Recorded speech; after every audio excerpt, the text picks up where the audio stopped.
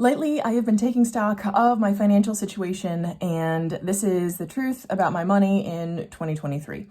So I try to do this routinely every October. It's my birth month. And for the past few years, I've been using this month to kind of take stock of my life in general, kind of like an overview, and figure out where I have been, where I am right now, and where I am headed, and make sure that I'm on the right trajectory. So kind of course correct before things get too out of hand. So that's what I'm doing in this video here today. Heads up, I had to re-record because the sound wasn't working in the first version that I posted. So this is the second time I'm doing this. I'm hoping that something comes through in this version that wasn't in the original version, but just beware if that's like my energy is down, that's why, because this is take like whatever, 7, 10, but this is the second video of this that I'm making. So where I have been and my history is this. So I figured out I hit my rock bottom in 2007 into 2008 over that Christmas. If you're not familiar with my story, I was in $17,000 worth of credit card debt, and I just woke up one morning and was like, I can't pay the minimum balance. I can't make the minimum payments. I had no job. So $17,000 in consumer debt. I also had a car note and no job. Got rid of it in 2.5 years. And from that moment forward, that was my ultimate rock bottom. And I have never gone back to that. Knock wood. I hope never to go back to that. And what made the difference was that now I pay attention and now I know what's happening. And even if it isn't what I would want to happen, even if it isn't what I would have preferred, at least I know what's happening and I am intentional and I am adjusting to what life is sending my way. So that kind of informs where I am right now, because for the past 14 years, I haven't had credit card debt. Fast forward to 2022, I got married, had a baby, and moved all in the same year, and huge life changes, and I ended up back in credit card debt. However, I was not at that rock bottom low that I was in 2007 because I knew what was happening and I knew why, and I had a plan and a purpose and an intention. That was a huge difference between then and now. So this is where I am right now, and I'm taking timestamps so I can throw in some timestamps for you guys.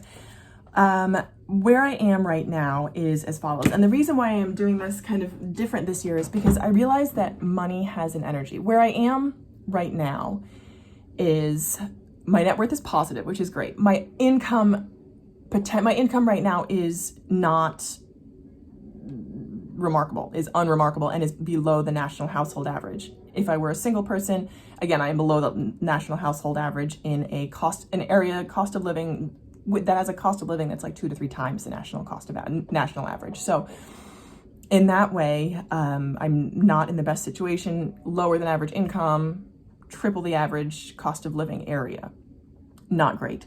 However, I do have a positive net worth, and I feel like because of that, when I think about money, I feel pride, because I feel pride in what I've done with so little.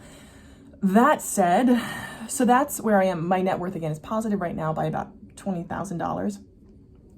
And I'm very proud of that. I still have student loan debt, but, and I'll discuss this more, I am currently credit card debt free, which is a great thing. So onto the energy of money. And this is something that I am thinking about a lot lately, the energy of money and the flow of money. Because to me, when I think of money, I think of money is power, money is a tool, money is energy. And to my mind, this is completely anecdotal, I feel like money is 80% numbers and 20% energy. Because I don't know if you've ever had months like this. I had months like this where I'm like, I don't know how I made it through, but I made it through somehow. And just that gap, because I feel like the energy that I bring to money gets me over any gaps. And that's not a scientific way to live your life, but that's kind of how I feel and what I'm learning. The other thing that is what's making me examine this further is the inciting incident of our car being stolen. And that is something that kind of shifted for me because, again, my husband and I together, we're doing okay. He's an extremely high income earner, and I am not. However, together, they say you're the average of the 5 people you spend the most time with. I spend a lot of time with him, so I feel like together we strengthen each other, because and this is again the narrative that I'm telling myself, is we make each other better. He's teaching me how to earn more, and I am showing him how to be very resourceful. He's resourceful anyway. He's also someone that A, enjoys nice things, and B, is he loves traveling, and so do I. So I think together we're making each other stronger and better, and that's a positive thing. But with this inciting incident of the car being stolen, I feel like this was a huge thing, and this didn't happen out of nowhere. I believe that there are forces at work all around us, right? So I wonder if somehow the energy of money got twisted. And here's the thing, is we're going to be fine with this. Insurance, good Lord willing, is going to cover the full cost of the car, cost to replace the car. And we're going to be okay. We also just got word that insurance is also going to cover the rental car, even though we didn't have rental car insurance. So that's a wonderful thing that we weren't expecting, right? That's like a windfall. It's $1,000 windfall right there. So I'm thinking about this in terms of the energy that it takes to respond to and react from an event like this. So for me, and just in terms of this year, it was like the huge setback of having to pay back that money from maternity leave, incorrectly calculated. Then the having my credit card debt paid off, and then the car. So it was like down and then up and then down. And then I'm thinking, my goodness, wouldn't it be great if there was an up coming down the road? So that's kind of what I'm thinking of, just kind of amusing on the energy of money. How does this inform my direction forward? And that's the most important part, because I want this to be another rock bottom. I want this to be the level below which I do not sink, right? Especially when it comes to my income. And I've been thinking about this a lot as someone who comes from a long line of under-earning women.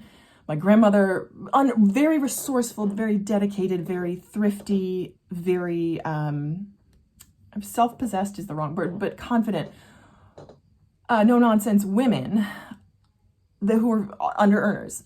My grandmother was, my mother is, and it stops with me. I change this for my daughter. I change this for my family history, for our family together. I change this. And I'm working on right now, number one, shifting my energy, shifting my mindset. And I was talking to a mentor, he's 86 years old, and he pinpointed it. He's like, you're being grossly undervalued. And I'm like, well, yes.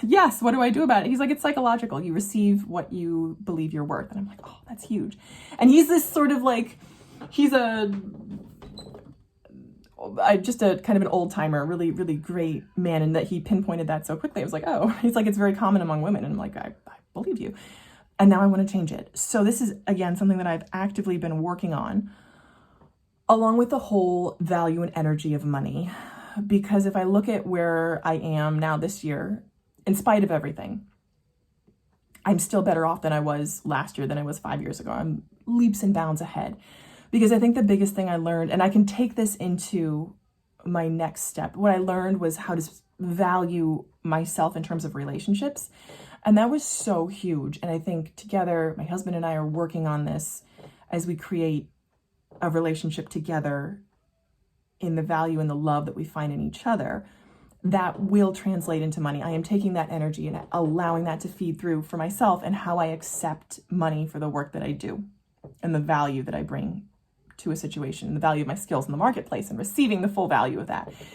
It's not easy, and it's scary is the wrong word, but it can be, change is always disconcerting.